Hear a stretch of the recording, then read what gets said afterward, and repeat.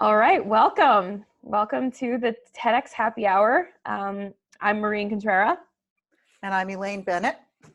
and today we're going to be talking about our brand new offering, the TEDx Happy Hour, and get you guys still working on your TEDx goals during COVID-19 as we're all squirreled away and not going anywhere and social distancing. We wanted to provide a low sort of, safe environment, low pressure environment to keep working on your speaking goals. Elaine is an award-winning speechwriter, speech coach, and consultant. She had a baptism by fire as a speechwriter, working with the CEO of Salomon Brothers before he resigned, and Warren Buffett. Since then, she's continued putting words in the mouths of CEOs of Fortune 500 companies and leading nonprofits. She unearths stories behind business data and helps executives shape those stories into memorable messages. I do that. Yes. Um, I do that. Sorry. I'm just trying to make the things on my computer that make noise go away. I don't know why I didn't think of that before. Marie over there on the other side of the screen is an expert at helping you figure out what your idea might be and how to find an idea that is different than everybody else's idea. And she also, once she does that, helps people get booked on the right stages for their ideas. So Marie does the sort of, if you think of our combined offering as an Oreo, Marie is the chocolate cookie and I am the yummy cream. That's an excellent metaphor. Maybe I could come up with a better metaphor. You're the rye and I'm the pastrami. Nice. I like that. And so, yeah, there's no better person to work with if you are wanting to find your idea and find a place on stage for yourself. So thank you. I appreciate that. And between the two of us, so we've both been TEDx speakers. I've been a TEDx organizer. You've written TEDx talks, and we've really had our hand in a lot of TEDxing going on lately. So we're really excited to talk to you today about what we're doing. Yep.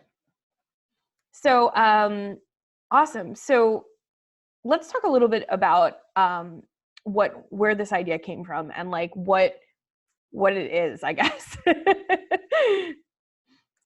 Well, I saw somebody in a group that I'm in, a Facebook group that I'm in, post, "Hey, wouldn't it be fun to do our own TEDx in quarantine?" And I thought, why, yes, it would be. And and why shouldn't you take this time that you're stuck indoors to work on your TEDx idea? And whether it's for real you want to do a TEDx or whether it's wouldn't it be fun? Because it would be. Yeah, it would be. It absolutely. TEDxing is aside from being a bucket list item for a lot of people, and that's the thing that I hear. When people come to me, usually it's a busy professional or somebody who works with ideas for a living, and they're like, TED is on my bucket list, or TEDx is on my bucket list. And I think people think they have to be famous before they do a TEDx, but the truth is that it's the other way around. Exactly. Nobody knew who Brene Brown was before she did her TEDx. Same thing with Simon Sinek. Same thing with Mel Robbins. And the list goes on of the people that were really made famous on TEDx stages. So the truth is that you probably have an idea that is going to work on a TEDx stage if you work with ideas for a living, whether you're a coach, you're a consultant, you're an executive, an author, etc. Yep. So that's sort of the germ of the idea. I've been working with a lot of people who have really brilliant ideas, and over the last month, I think even more brilliant ideas have come to light given the crisis that we're in. People are either pivoting or they're coming up with new things, and it's really been exciting. So my end of it, my sort of module of all this is that one of the things I love to do is I love to help people come up with ideas. And the way that I do that is I start with a framework. So this is sort of a preview of what we'll be offering you all is I have 3 questions that I ask.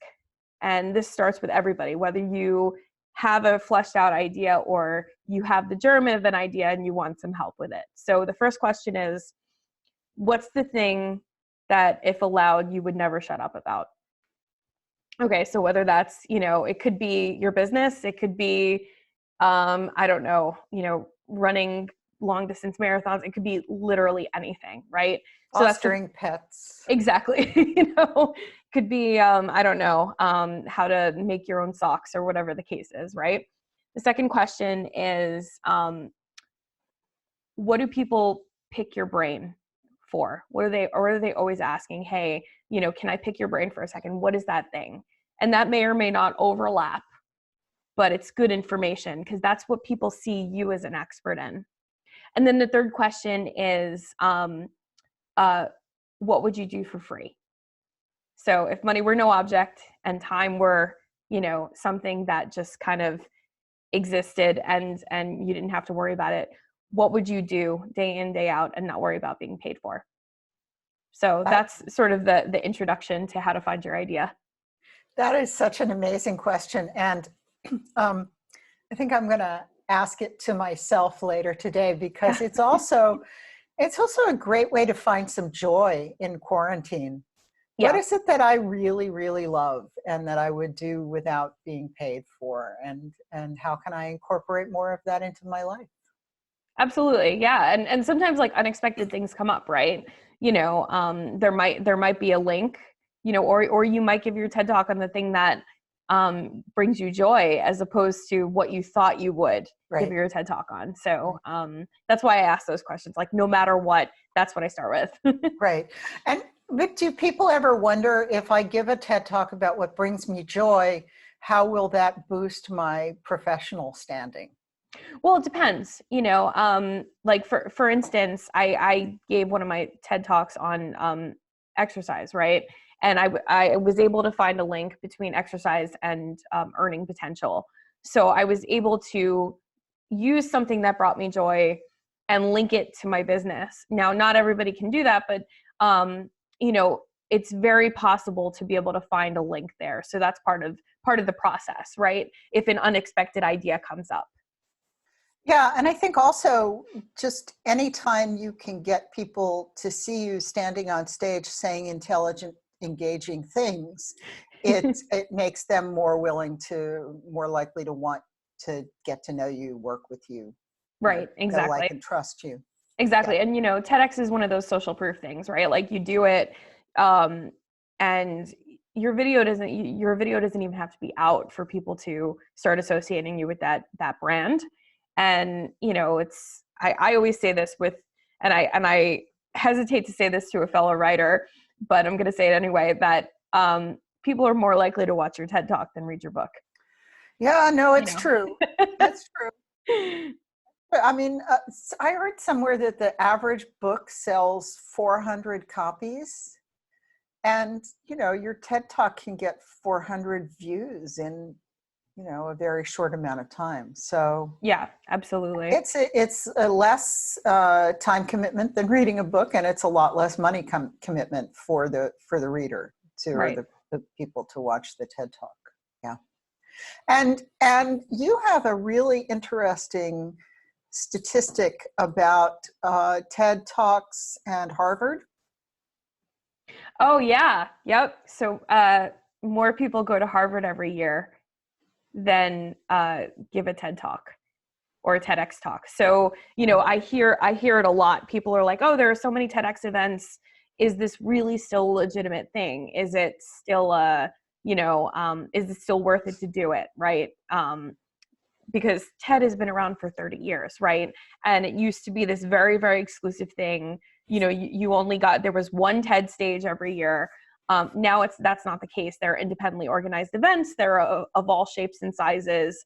But still, that having that association, right? You're in a more exclusive club than if you went to Harvard. So that's not nothing, you know? Yeah, definitely. And it's generally cheaper than Right. going to Harvard. Right. Even if you invest in a speech coach and you know, have somebody help you get booked and everything like that, like it's much more affordable. What, to 50,000-60,000 a year to go to Harvard? Right. You know, we charge a fraction of that. So. Yeah. Right now. Yeah, you know. Yeah, so that's the first. So the program we're talking about is a 4-week program. On the website, right now it talks about 3 weeks, but we added a week today when we were talking earlier. Yay. And what we're doing today is, this is not just a sales call. We want to give you some actual content that you can use and take away, and that will benefit you whether or not you end up joining the program. We're just presenting it to you in the context of how it's divided up and how it works in our program. So the first week will be a live Zoom call, which Marie will lead, and she'll talk you through the 3 questions. You get to, you know, talk amongst yourselves, ask some questions, clarify your thoughts, and there's more too. But those 3 questions will be the core of the beginning, at least, of the conversation. On the second week, I will talk to you about how to find the right ways to bring those stories, those themes that you've come up with, to life. How to find the stories in your life that are different than the stories in Marie's life or anybody else's life.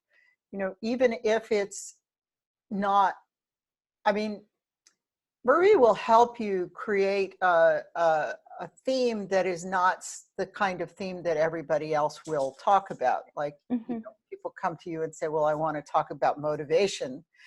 And you tell them to Google the TED Talks and see really motivational speeches there are. Exactly. So you have to find something that niches it down a little bit. And so I will help you find the ideas that only you can come up with, the things that, whether they relate to your life or whether they relate to the world outside, how do you come up with thinking that is yours alone? That's oh, go ahead. Well, I love that, and I love the example that you have with your TED Talk, right? So you started out with a story that literally nobody else in the world can tell. Because it's something that I thought of 30 years ago. It was a thought that I had 30 years ago.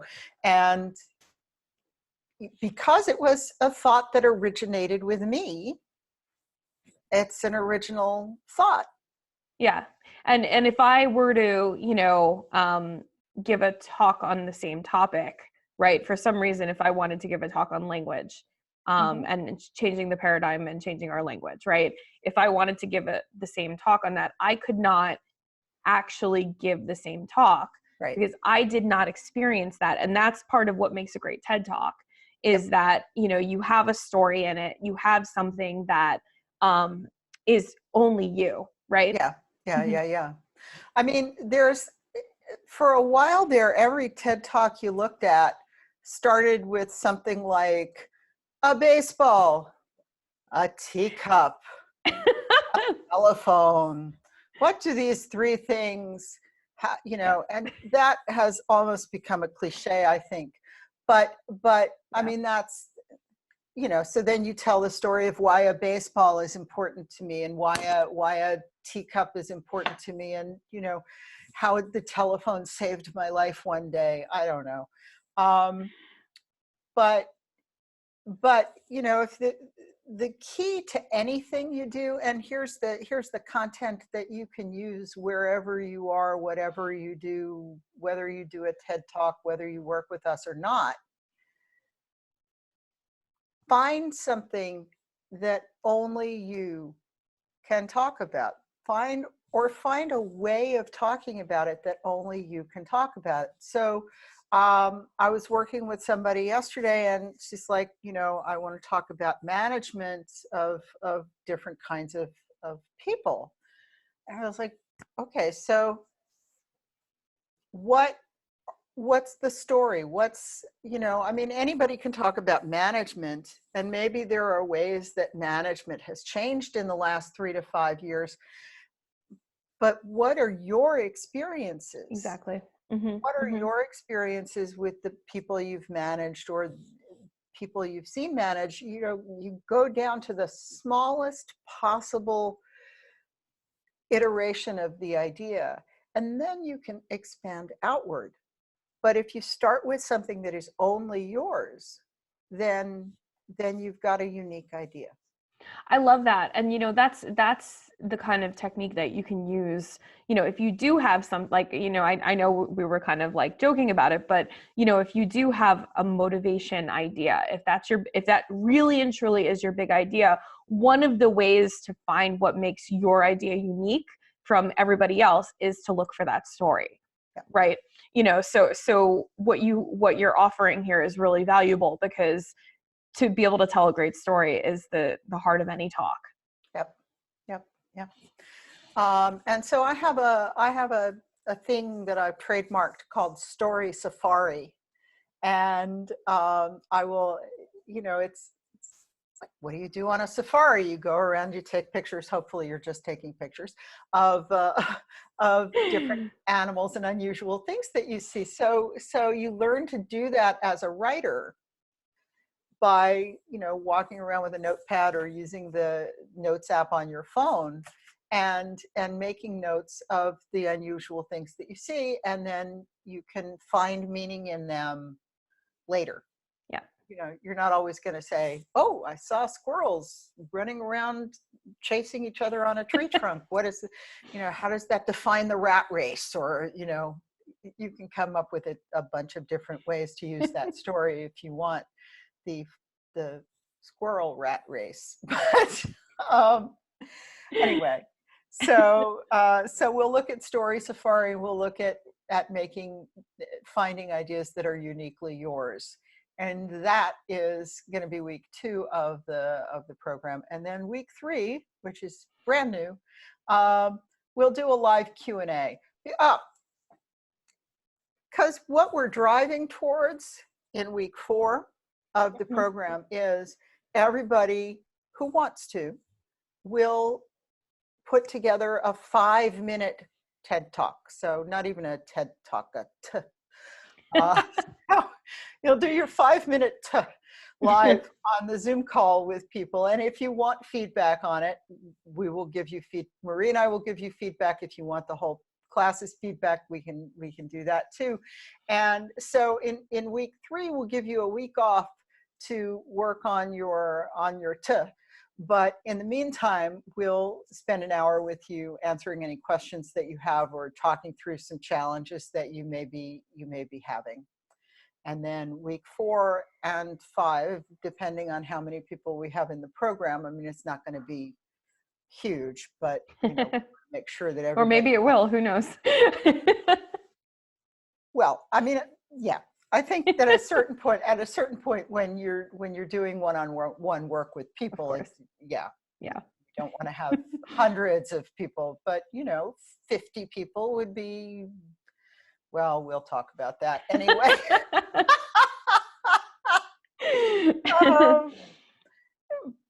But then we'll do Q&A. And Marie, what kinds of cues do you anticipate in the open Q&A? What kind of questions do people ask you in the process?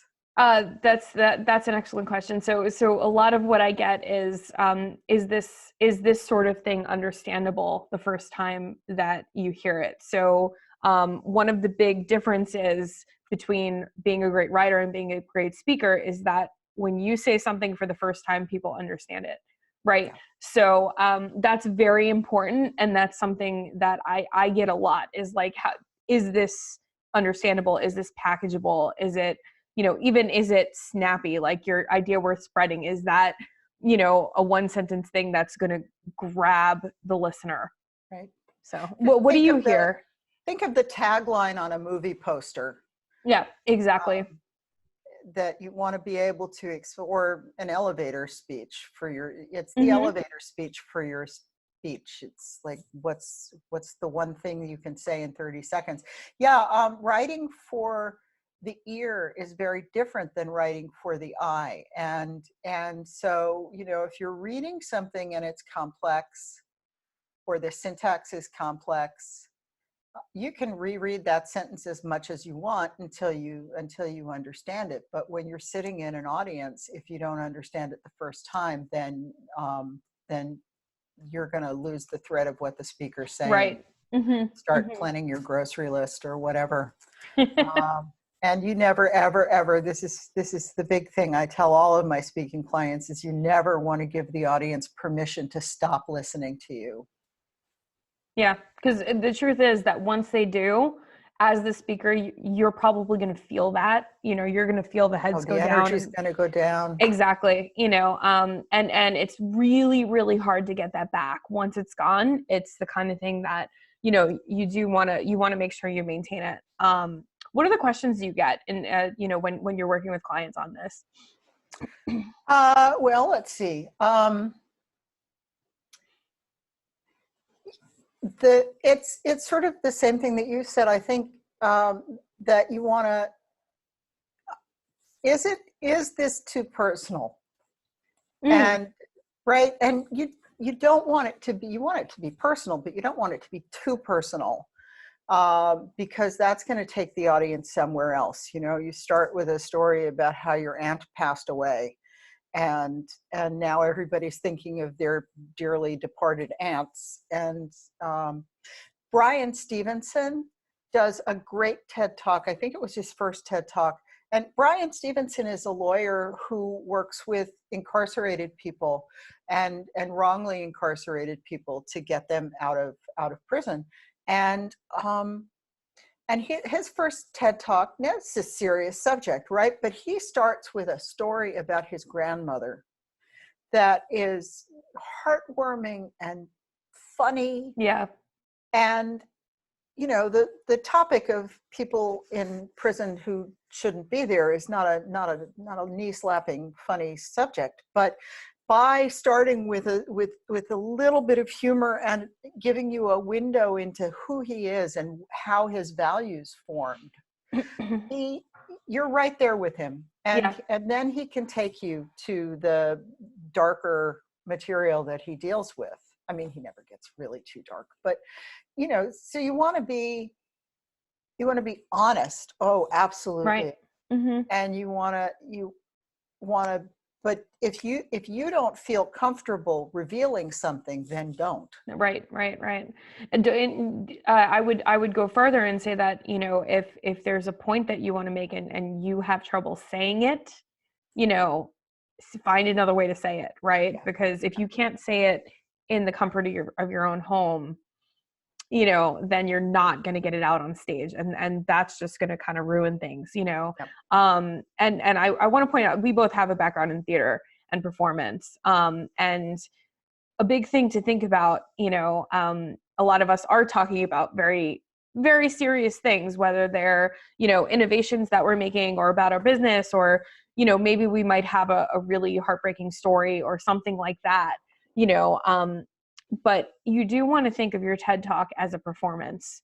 And part of what's fun about the TEDx Happy Hour is that, it's a chance to improvise it, right? And take some risks and try things, because you do have to keep the audience's attention, right? You have to keep the audience in the room, their attention, and you also have to keep the video audience's attention, right? And the video audience is different. They might be listening to it and kind of half watching it while they work. But it's an important thing to remember that there is a performance aspect to it. So if you can make people laugh, if you're funny, be funny. Don't force it. Do not force it. That's a big thing. Don't have somebody write a joke for you and then try to deliver it. You want to do things that are to your personality. Yes. Yes. Yeah. A duck and a rabbi walked into a bar is only going to work if your speech is about ducks or rabbis or bars. So that's a great example. That is a fantastic example. So yeah, don't, this is not your time to audition for Saturday Night Live. This is your time to connect with the audience and get your point across. And to connect with an audience, you have to be real. You have to be able to show them who you are a little bit. Mm-hmm. Mm-hmm. I want to say something about what you said about you have to be able to say it.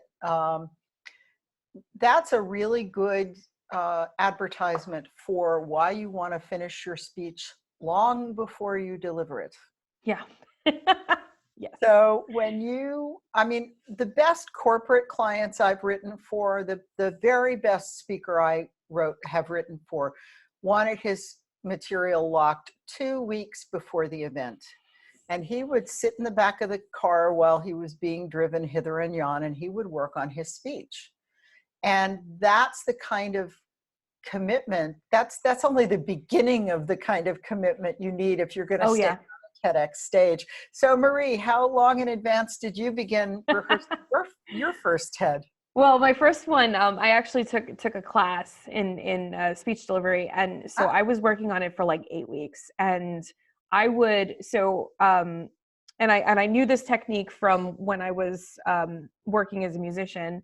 What I would do is if I was practicing a really difficult piece on the piano, I would start to practice it, and once I would start to memorize it, I would watch TV as I was playing it.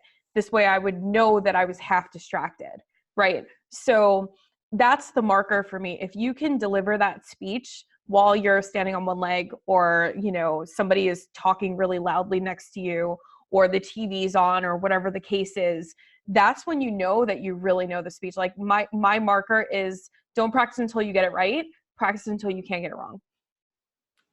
That's brilliant. Don't practice until you get it right. Practice until you can't get it wrong. I didn't make that up. Well, it's still mine, brilliant. Whoever said it first, you remembered it.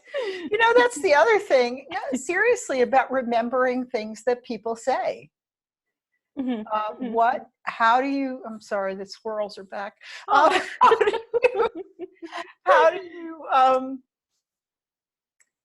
How do you say something that's so memorable that it sticks in somebody's mind for however long it's been since you first heard that? Yeah. And that's the mark of a good speech. Mm-hmm. Yeah, absolutely. Because they may not necessarily remember every detail that you put in, but they may remember a quote that you say, or they may remember the story that you tell, or they may remember your closing. And that will be the thing. Like there are TED Talks I reference all the time, and it's because of a moment. It's because of a quote. It's because of something that made me remember it, right? So that is also what you're looking. That's also very, very important, is getting people to remember who you are. Yep. And starting with something that's absolutely yours is one way of doing it.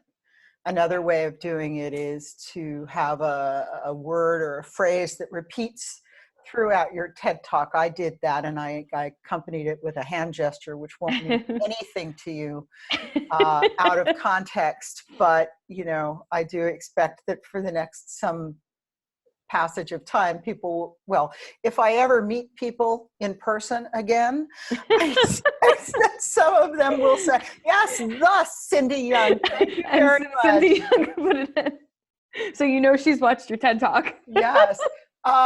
So Watson Jordan wants to know what are different practice techniques. So you've answered a little bit of that. Do you have some others? Yeah, I have kind of a silly one, but let me tell you, it works.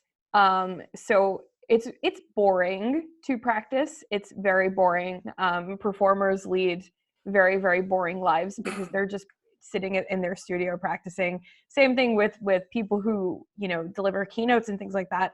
You're practicing all the time. So find a way to make it fun for yourself. One thing that my partner and I would do, I would say a sentence and she would translate it into different stars. Like she would do Robert De Niro back at me, you know, and it would get more and more ridiculous as time went on, you know, but I would deliver a sentence, she would say it back, and then I wouldn't be able to laugh. I wouldn't be able to react. I'd have to keep going, you know? And let me tell you, that worked. So what about you? What works well for you? Oh, sometimes when I get bored, I'll do it in accents. You know, I'll trot out my German accent or my British accent or whatever, and do it in that way. You know, it's really important to get the speech into your body so that you're not just sort of standing there not knowing what to do with your hands and talking.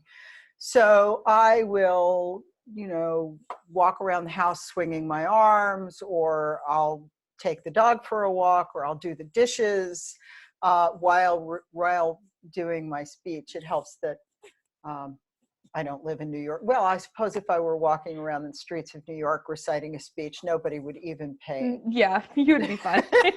Nobody would even look. And now nobody would hear you. So yeah, and not to get stuck in sections, right? You know, it's really easy to say, okay, I'm going to learn this first section, and then I'm going to learn the second section. You got to tie those sections together, or you're always going to have a rut in between them. Yeah. So learn the first section and then add a little bit. Mm-hmm. Then maybe start halfway through the first section and add a little bit. Yeah. That's great. So, yeah. I have another one. And this one I found to be true. I don't know what your experience was with it, but I heard from someone, don't practice in the mirror. And I had been doing that. And one of the things that was really jarring was, thank God it was in my speech class. So it was a relatively low stakes environment for me to mess this up. But it was really jarring for me to not be looking at myself giving the talk, right? All of a sudden, I didn't have that safety net of watching myself, right? So don't practice in the mirror, you know, practice, you know, walking around or speaking to somebody else or whatever the case is. That would throw me off. Yeah. Rehearsing in a mirror. Yeah.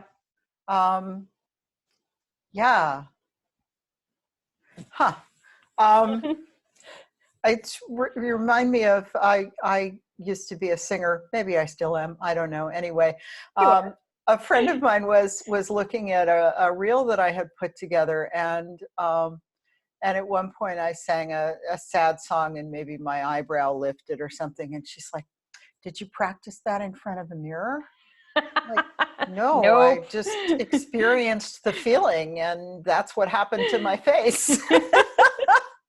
Yeah. Which actually that's a great lead into the next question. Betsy asks, should you video yourself?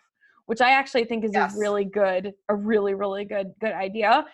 Because you and with the caveat of most people don't like what they look like on a video. Mm-hmm. You know, and they don't realize, like, they'll be like, oh no, I do that thing, I have a tick, you know, Right. I have a facial tick or whatever the case is. Don't judge yourself, but do watch yourself, you know, and listen. Yeah. I have a friend who, whenever she does anything performative, has a face that she makes. Like, she'll get her drumming face on and be like, and I think if she saw herself speaking like that, she would see that that's not who she is. Yeah. That's her drumming face or her speaking face. And, right. And people will see that. I mean, you know yourself, if you've ever talked to somebody who didn't seem quite real, Mm-hmm. you know, you meet somebody at a party or something and you're like, there's something off about that person. That you don't want your audience to be thinking that about you. Yeah. No, absolutely. Because that's a good excuse to tune out, right? Oh, absolutely. Oh, she's fake. I don't have to listen to her, you know. Yep. So that's a really good point. Yep. Anybody else have any questions? if you can figure out how to ask them. Oh. So I think there's probably a place to type in the question that's not the chat, because they've been popping up in the Q&A section for us. Yes. So one of the questions that I get a lot from folks that I work with is I get a question around like, what can TEDx do for you? You know, and I think it's great to talk about Brene Brown and, you know, Simon Sinek and everybody like that. But the truth is that, you know, most of us aren't Simon Sinek, right? So in real terms, in like, you know, person to person terms, TEDx is really about, it's an investment in social proof. Because once you're a TEDx speaker, I mean, I know friends of, you know, people that we know, book publishers really care about that. And they, you know, they don't care what you spoke on. They don't care what the, you know, they're probably not even gonna watch it. Just knowing that you were a TEDx speaker, right? The location doesn't matter. None of that matters. What matters is that you did it. So. Yeah. Mm-hmm. Yeah. Because more people give TEDx's than go to Harvard. And exactly. So it really, you know, it might seem like everybody you know has done a TEDx, but if that's true, you're in a fairly rarefied circle. Yeah, exactly. You're in a more exclusive circle than people that go to an Ivy League college, which is, you know, crazy to think about, right? Because anybody can have an idea. You know, Wendy just asked, how do you find a TEDx that wants your talk? And that's a great question. That's Marie. Yes, that's my wheelhouse. So, you know, I do book people. That's part of my business. It's what I do. I get people on stages. But if you're doing it yourself, if you go to TEDx.com/events, you can find events that are coming up. Now, the crazy thing about this time is that most of the events that are happening were supposed to happen between March and June are not canceling, they're postponing. So it's actually a really nice time to be pitching those events and saying, hey, if you chose your speakers, I'd love to be on your waiting list, or whatever the case is.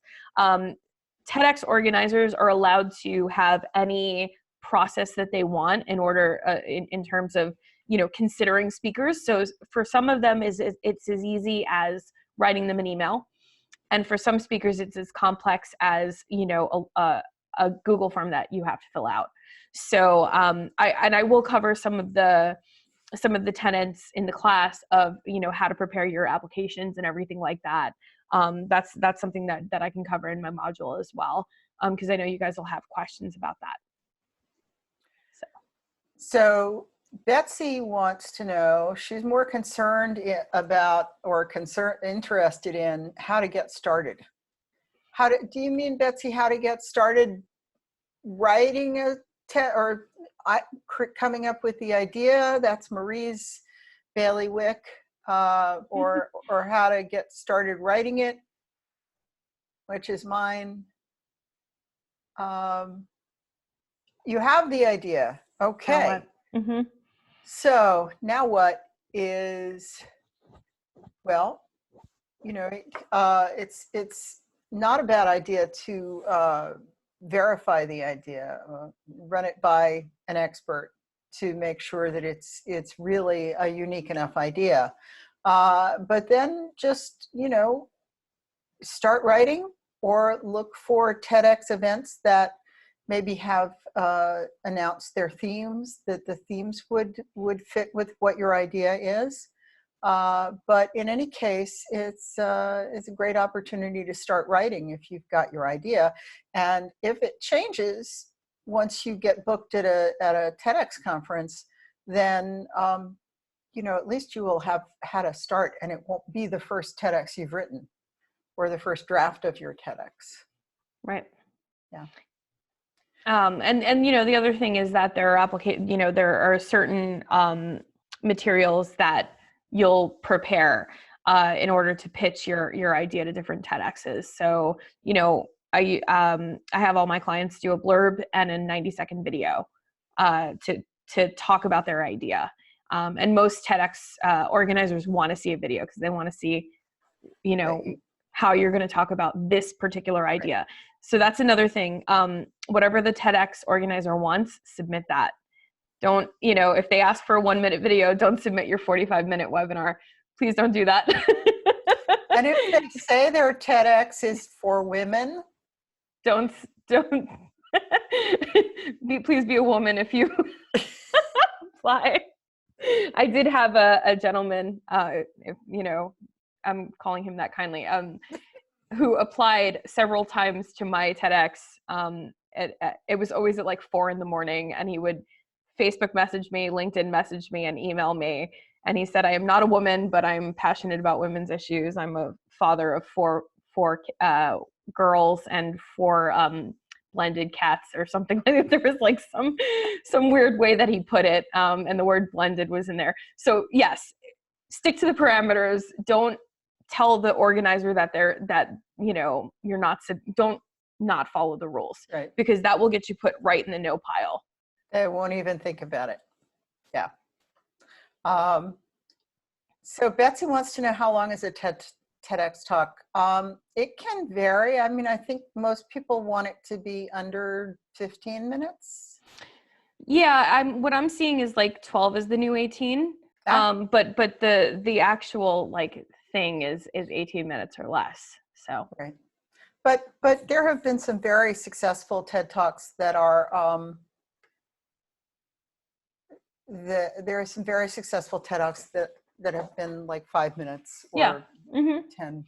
So Jennifer Nash says that she wants to speak at a TEDx in January 2021. What should I do now to be ready then? Do you have a roadmap with milestones? Well, for my end, the earlier the better. And Jennifer, I'm not sure if you have just one TEDx that you're thinking about. And I don't recommend just saying, I want to speak at the TEDx down the street, because your chances of getting into that one, if you apply to only one, it's real. TEDx, applying for TEDx's is really a numbers game, because you don't know how the organizer thinks you fit with the other talks that are happening that day, or how well you fit with the theme, or if other people submitted with your similar idea and just kind of hit the theme a little bit better. So I really do recommend casting as wide a net as possible. Get started on your idea now, and give it time to germinate and marinate, and really be thinking about it sort of on the back burner. Like anything creative, it's nice to have lead time. And if you're applying to January 2021 TEDx's, my recommendation is that you start looking for events in June and as late as November. Yeah. Do you have anything to add to that? No, I think that she says that's very helpful. Thank you. You're welcome. You're welcome. I think that, you should plan at least 6 months in advance, because you're not going to get into the TED next week. They've been booked for at least 3 months if they know what they're doing. Right. So should we answer Cindy's question now? It's been up here for a while. When will this class start? So it starts May 6th. And say what time? I don't know what it is. I think we said 5:30. 5:30, we did. 5:30 on May 6th. And, it'll be an hour, maybe an hour and a half, depending on how many people we have. Or maybe Marie will disagree with me. We haven't actually talked about that. No, I agree with you. I agree. And, at least 4 weeks in a row, maybe 5, if we have more 5-minute talks to deal with. And the price, can you hear my little drum roll? So normally working with us on a program of this kind, this sort of concentrated program, the Campbell's Soup of TED Talks programs, it would be about $2,500. And we are offering this program right now for $197. So that is many percent off, and it's not a price that you're going to see again. Yeah. But we wanted to give people something that they could get some value from during this time, recognizing that it's a crazy time for lots of us. And so we thought, what can we do? You're so there, Cindy. Yay, awesome. Cindy. So I wanted to add that there is going to be a live component. So we will have a Facebook group where we can all brainstorm with each other. We will be setting up accountability buddies. So you'll have somebody that you can sort of work with. Yes. So there's kind of a lot more value. There's a little bit more high touch than we probably will offer in the future for this. Yes, yes. I put a link in the chat to the page that has more information about it. The page does not talk about the Q&A session because we just added that today. Siron is not on Facebook. And Alicia's glad she's on Facebook now. Well, I think we can. Hi, Alicia. I don't know how we work away. And Diane wants to fly us both to Whidbey. So I think we could come up with a price for that, except it'd have to be a private plane right now. Right. Can you afford a private jet for us? Well, for $197, look at all she saved.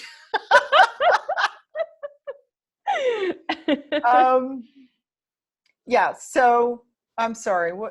Did I interrupt you? No, I don't know. No, I don't think so. Oh yeah. So for those of you who don't have Facebook, let's talk and let's figure out a way to make this work.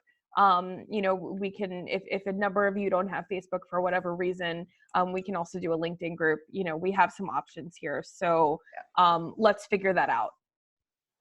Yeah. Jennifer wants to know how many weeks is the course and what are the outcomes. So, because she missed the beginning, that's okay. So it's at least 4 weeks, and the outcome, and the at least has to do with the outcome. The outcome of the course is that you will create and deliver a 5-minute version of a TED Talk. And that will happen on week 4. Watson, I posted the link several times in the chat. It's not showing up as a link. Oh, because I think it might be posted to all panelists. So if you go to the two, I'll do it. Yeah. Okay. All panelists. There we go. So the last week of the course, or the last couple of weeks of the course, will be people delivering their 5-minute TED Talks and getting feedback if they want feedback. And so if that takes more than the time allotted in one course, 1 week, we'll add on a 5th week. Yeah. And in terms of the feedback, the other important thing to note is that if you're doing this because you do want to give a TED Talk and you're serious about it, we will give you, some serious feedback. But if you're doing this, because you want to try it, or you want to have some, sort of learning, social learning and stuff like that, we won't, we'll tailor our feedback. So you'll have the opportunity to let us know what kind of feedback you want from us. Yeah. Yes, what she said. I think Marie has, Watson thinks that you'll do it. Excellent. Yay. I think Marie has managed to get the link out to everybody, so that's good. It's right there. If you are listening to the replay, the link is Bennett Inc., BENNETTINK.com/TEDx Happy Hour, all one word. Or Marie has a link as well. I'm sorry. Yeah. No, that's okay. That's okay. I don't think it matters. It's we can use that link for sure. Okay. Yeah. So thank you guys. And does anybody have any other questions? How And might the this, calls oh, will be recorded if you can't make one live. So, so Jennifer asks how this might transition into preparation for a full TEDx talk. That's a great question. yep. First of all, there are some great TED Talks that are 5 minutes. So that might very well be your TED Talk. If it's not, one of the things that you could do, so for example, if you have 3 main takeaways in your 15-minute version of a TED Talk, you might talk about one in a 5-minute. And we can go over some strategies of how to kind of make a short version of your talk. Right.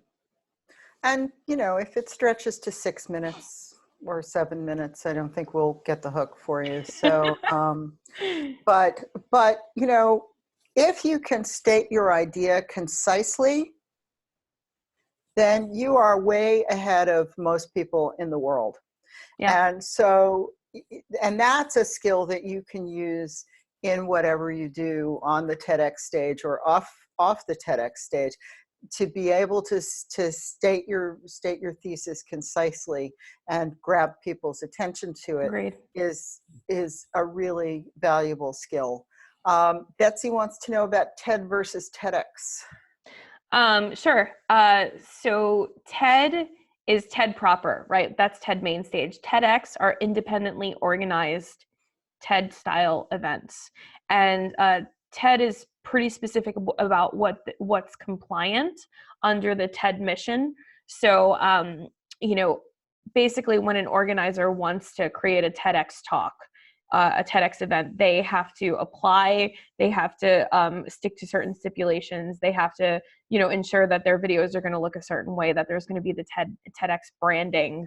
So that's the difference. But, as you know, being on a TEDx stage is like 95% as valuable as being on TED, right? Because TEDx talks can go to TED.com.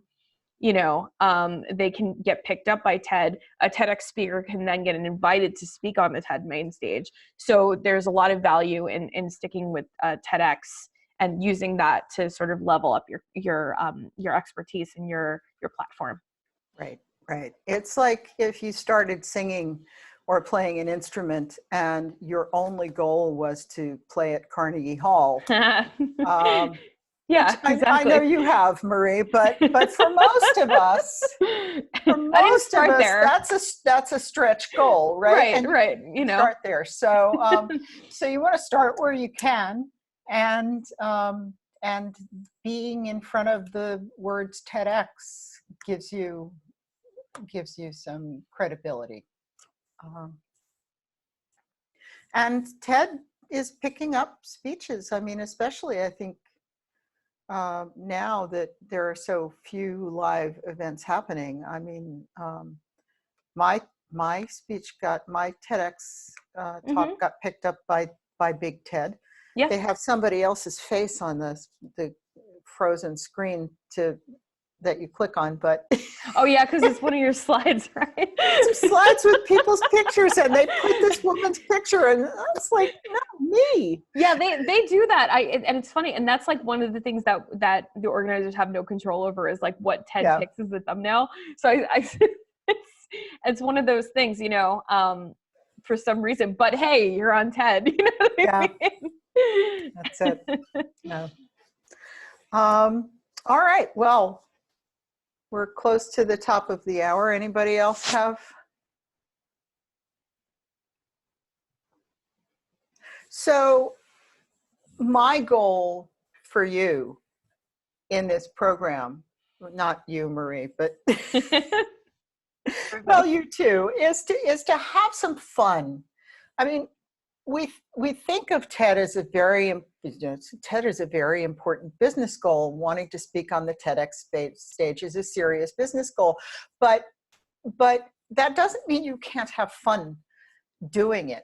And the more fun you have doing it, the more that will show through in the final result.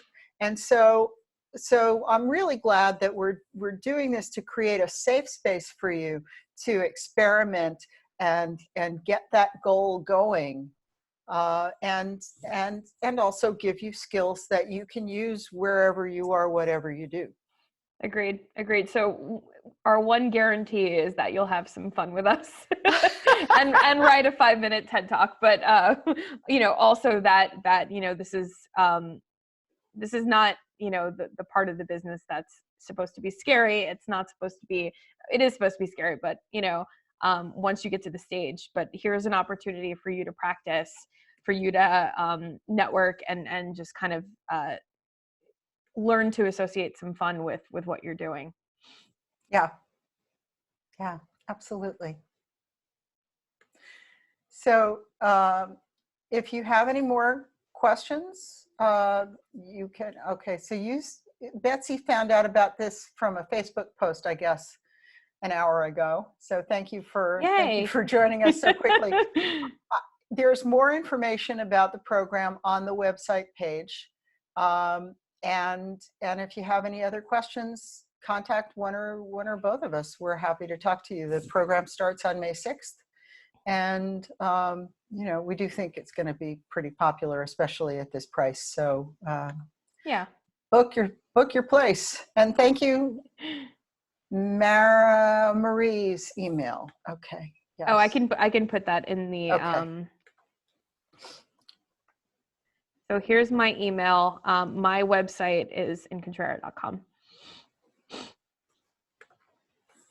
Awesome. And here's me. Awesome. Hooray. Awesome. Well, thank you all for joining us. And, right. Alicia says she doesn't see a link to sign up for the actual course on the website. I think it's at the bottom, right? Yeah, it's at the bottom. So if you look at the bottom, it should be there. Let me see if I can. Yeah, it says, yes, sign me up for the TEDx happy hour. Let me see if I can get you a direct link. Here we go. And back to the Zoom, and there you go.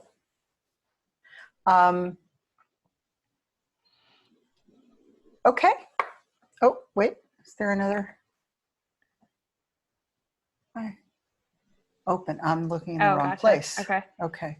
Smith College alumni, yes. Yes, yay. Excellent.